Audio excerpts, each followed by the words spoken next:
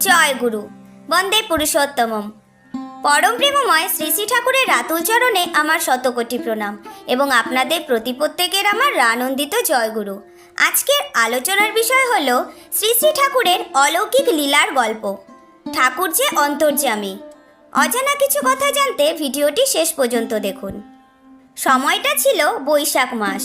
দেওঘর ধামে সৎসঙ্গে সেদিন ছিল কোনো উৎসবের সমারোহ। বাংলা, উড়িষ্যা, বিহার, আসাম হাজার হাজার গুরুভাই ও মায়েরা এসেছেন পরম প্রেমময় শ্রী শ্রী ঠাকুরের রাতুল চরণে শতকোটি প্রণাম জানাতে। উঁচু চৌকির ওপর সাদা চাদর পাতা, ঠাকুর তার ওপরে বসে গড়গড়া থেকে তামাক টানছেন। যারা ঘরের ভেতরে ঢুকতে পেরেছেন তারা প্রাণ ভরে ঠাকুরকে দেখছেন। ঘরের বাইরে তখন উৎকণ্ঠিত ভক্তের দল। তাদের প্রাণের ঠাকুরকে দর্শন করার জন্য অস্থির হয়ে গেছে। দর্শনার্থীর সংখ্যা ক্রমশ বাড়তে থাকে।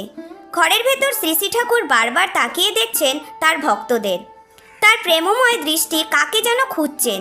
গড়গড়া নল থেকে মুখ সরিয়ে পাশে দাঁড়িয়ে থাকা এক আশ্রমকর্মীকে বললেন, ঘরের বাইরে গিয়ে দেখ, এক মা বসে আছেন মাটিতে, যা তাকে এখানে ডেকে নিয়ে আয়।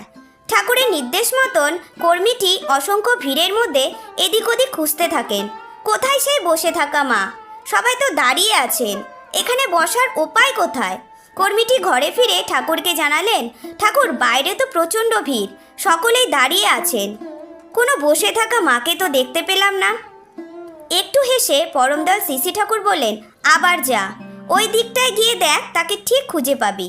শ্রী শ্রী ঠাকুরের কথা মতন কর্মীটি ঠাকুরের দেখানো জায়গা মতন গিয়ে দেখলেন, হ্যাঁ, এবার সেই বসে থাকা মাকে পাওয়া গেল। সকলের চোখের আড়ালে একান্তে হাত জোড় করে তিনি ধ্যান করছেন। দুই চোখের কোণ থেকে ঝরে পড়ছে অশ্রুধারা। সে এক অদ্ভুত দৃশ্য। তখন কর্মীটি তাকে ডাকলেন, মা, ঠাকুর আপনাকে ডাকছেন, চলুন ওনার কাছে। ধীরে ধীরে মায়ের চোখ খুলে গেল। আনন্দে উচ্ছ্বাসে আকুল হয়ে চিৎকার করে বললেন, আমার ঠাকুর আমায় ডেকেছেন? আমার ডাক তিনি শুনতে পেরেছেন? কর্মীটি তখন মাকে বললেন, তিনি তো অন্তর্যামী, ডাকার মতন ডাকলে ঠাকুর ঠিকই সাড়া দেন। এই বলে আমি আমার আজকের আলোচনাটি এখানেই শেষ করছি। জয় গুরু। ভিডিওটি ভালো লাগলে একটি লাইক করে চ্যানেলটি সাবস্ক্রাইব করে রাখবেন এবং কমেন্ট বক্সে জয়গুরু অবশ্যই লিখবেন।